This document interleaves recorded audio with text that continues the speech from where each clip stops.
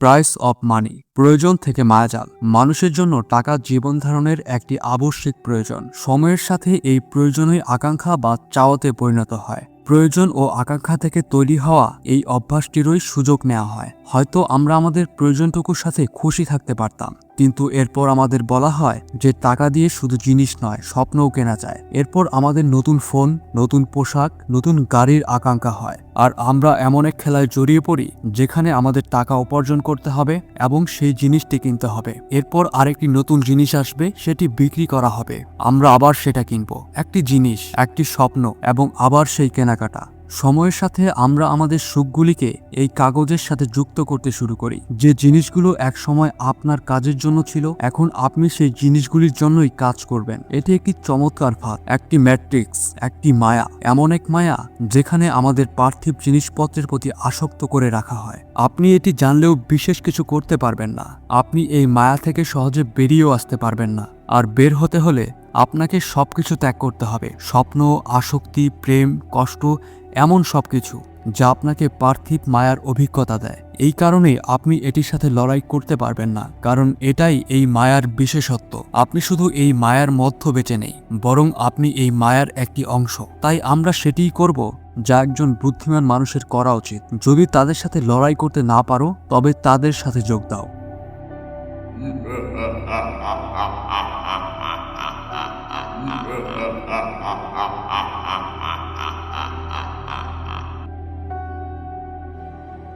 টাকার ইতিহাস বহু পুরনো। সপ্তম শতাব্দীতে প্রথমবার কাগজের টাকার ব্যবহার শুরু হয়। এর আগে মানুষ সাধারণত জিনিসপত্রের বিনিময় করত। দুধের বদলে শস্য, শস্যের বদলে মাছ। এরপর তামা, সোনা, রূপার মতো ধাতুর ব্যবহার শুরু হয়, যেগুলোর কয়েন তৈরি হতো। সোনা বা রূপার মূল্য বেশি ছিল, কারণ সেগুলো সহজে নষ্ট হতো না এবং চকচক করত। আর মানুষ এমনিতেই চকচক জিনিসের প্রতি আগে থেকেই আসক্ত। এরপর সরকার গঠিত হয়, ব্যাংক তৈরি হয়, এবং প্রতিটি দেশের নিজস্ব মুদ্রা তৈরি হয়। এতেই কাগজের টাকার ব্যবহার বাড়তে থাকে। আসলে কাগজের টাকা দেখায় যে আপনার দেশের কাছে কত সোনার মজুদ আছে। আপনার দেশকে টাকা ছাপানোর জন্য ততটাই সোনা রিজার্ভ রাখতে হবে। সহজ কথা হলো, যদি আপনার কাছে সোনা না থাকে এবং তা সত্ত্বেও টাকা ছাপানো হয়, তবে আপনার মুদ্রার মূল্য কমে যাবে। অর্থনৈতিক পরিভাষায় যাকে বলা হয় মুদ্রাস্ফীতি বা ইনফ্লেশন। টাকা হলো ক্ষমতার ভৌত রূপ। যে টাকা এক টুকরো কাগজ হিসেবে শুরু হয়েছিল, তা আজ এক ভয়াবহ রূপ নিয়েছে। আজ আমরা সেই কাগজের টুকরোটিকে ক্ষমতার সাথে যুক্ত করি। যত বেশি কাগজ, তত বেশি ক্ষমতা। টাকা হলো ক্ষমতার ভৌত রূপ। Money is the physical form of the power. টাকাকে ক্ষমতা মনে করা হয় কারণ আমরা টাকাকে ক্ষমতা বলে বিশ্বাস করি। এটি একটি বিভ্রমাত্মক সত্য প্রভাব, ইলিউশনারি ট্রুথ ইফেক্ট, যেখানে বেশিরভাগ মানুষ যদি কোনো কিছুকে সত্য বলে বিশ্বাস করে, তবে সেই জিনিসটি সত্য হয়ে যায়, যদিও সেটা সত্যি হওয়া জরুরি নয়। এর একটি সঠিক আর্থিক উদাহরণ হলো ক্রিপ্টোকারেন্সি। এই মুদ্রার শারীরিকভাবে কোনো অস্তিত্ব নেই। সবচেয়ে অদ্ভুত বিষয় হলো এর কোনো নিয়ন্ত্রক নেই, না কোনো দেশ, না কোনো সরকার। ক্রিপ্টোকারেন্সির একমাত্র ভিত্তি হলো মানুষের ভরসা। ভরসা ও রোল মডেল, এই দুটি শব্দ সাধারণত একসাথে চলার জন্য তৈরি, কিন্তু আজকাল আমরা দেখছি যে আমাদের রোল মডেলরা যে কোনো কিছুর প্রচার করছেন। ভালো অভিনেতা, ক্রীড়াবিদ, ইনফ্লুয়েন্সাররা বেটিং অ্যাপস, জুয়া খেলার অ্যাপসের মতো জিনিসের প্রচার করছেন। নৈতিকভাবে দেখলে এটি ভুল, কিন্তু আইনিভাবে একদমই নয়। যেখানে ফরেক্স ট্রেডিং এর মতো জিনিস বাংলাদেশে অবৈধ, সেখানে ব্যাটিং অ্যাপসগুলো প্রকাশ্যে প্রচার হচ্ছে।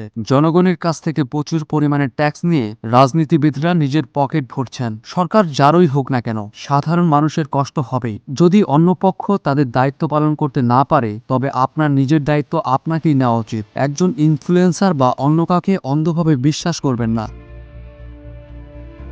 আপনার কি মনে হয় এদের মধ্যে সততা বা বিবেকবোধ নেই?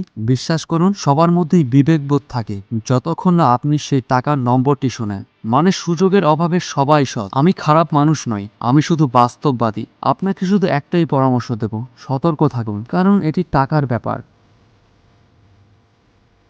আজকের এই অনৈতিক পরিবেশে টাকাই হলো শক্তি, আর ক্ষমতা নিয়ে সবচেয়ে বড় বিভ্রম হলো ক্ষমতা একটি ভালো জিনিস হতে পারে। আপনি নিজেই দেখুন, যদি টাকা থাকে তবে আপনি কি না করতে পারেন, সবকিছুই তখন ন্যায়সঙ্গত। আপনি যে কোনো জায়গায় যেতে পারেন, বন্ধুদের সাথে ঘুরতে পারেন, নিজের আকাঙ্ক্ষা পূরণ করতে পারেন। আপনার সেই সুন্দর গাড়িটি দিয়ে যে কাউকে উড়িয়ে দিতে পারেন। আপনি কর্মকর্তাদের কিনতে পারেন, নেতাদের সাথে যুক্ত থাকতে পারেন। কেউ আপনার বিরুদ্ধে গেলে তাকে মেরে ফেলতে পারেন, বিচার ব্যবস্থার উপহাস করতে পারেন, সাধারণ মানুষকে দেখাতে পারেন যে নিয়মগুলো কত সাধারণ। টাকা উপার্জন করুন অন্য কারো সাথে অন্যায় করার জন্য নয়, বরং আপনার সাথে যেন ভুল কিছু না ঘটে তার জন্য। আপনি নৈতিকতা দিয়ে টাকার সাথে লড়াই করতে পারবেন না।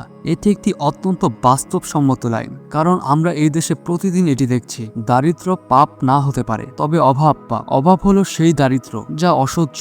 যদি আপনি এই লাইনটির সাথে একমত না হন, তবে সৌভাগ্যক্রমে আপনি দারিদ্রতা দেখেননি। ভালো সময় দুর্বল মানুষ তৈরি করে, দুর্বল মানুষ খারাপ সময় তৈরি করে, খারাপ সময় শক্তিশালী মানুষ তৈরি করে, এবং শক্তিশালী মানুষ ভালো সময় তৈরি করে। কাগজে শুনতে ভালো লাগলেও এটি খুব অস্বাভাবিক। খারাপ সময় তার সাথে কি নিয়ে আসে? দারিদ্রতা, অসহায়ত্ব এবং ক্ষুধা। আপনার কি মনে হয় এমন পরিস্থিতি একজন ভালো মানুষকে জন্ম দেবে? সাধারণত এই ধরনের পরিস্থিতি মানুষকে ভেতর থেকে ভেঙে দেয়। তারা আত্মসম্মান হারিয়ে ফেলে, কিন্তু যারা উপরে উঠতে পারে তাদের একটি বড় মূল্য দিতে হয়, আর এই মূল্য হলো সেই নৈতিক গুণাবলী যা একজন মানুষকে মানুষ করে তোলে। আধিপত্যের শ্রেণীবিন্যাসের নিয়ম এটাই, উপরে যেতে হলে কাউকে না কাউকে পিষে যেতে হয়। পিষে ফেলা কারোর জন্য আকাঙ্ক্ষা এবং কারোর জন্য প্রয়োজন। যার এটি আকাঙ্ক্ষা সে নৈতিক হওয়ার স্বাধীনতা রাখে, কিন্তু যার এটি প্রয়োজন দুর্ভাগ্যক্রমে সেই প্রয়োজনের দাস। আমি আপনাকে নৈতিক পথ অবলম্বন করতে বলছি না, আমি শুধু এটা বোঝাচ্ছি যে পৃথিবী কিভাবে কাজ করে। একবার ভাবুন, আপনার কিছু স্বপ্ন আছে যার জন্য আপনি দিনরাত পরিশ্রম করছেন, যাতে সেই কাঙ্ক্ষিত জীবনটি পেতে পারেন। আর অন্যদিকে অন্য কেউ জন্ম থেকেই পেয়ে গেছে। যা কারো কাছে স্বপ্ন তা কারো কাছে বাস্তবতা, যা কারো কাছে আকাঙ্ক্ষা তা কারো কাছে উপহাস। সত্যি বলতে জীবন ন্যায্য নয়, কখনো ছিলও না এবং কখনো হবেও না। সমস্যা হলো, যদি আপনি এটিকে ন্যায্যভাবে খেলতে চাইছেন তাহলে বলুন। অনৈতিক পৃথিবীর এই নিঃশংস খেলায় যে নৈতিকতা নিয়ে স্বপ্নের কাছে পৌঁছাতে চায় তাকে আপনি কি বলবেন? সাহসী নাকি বোকা? আল্লাহ হাফেজ।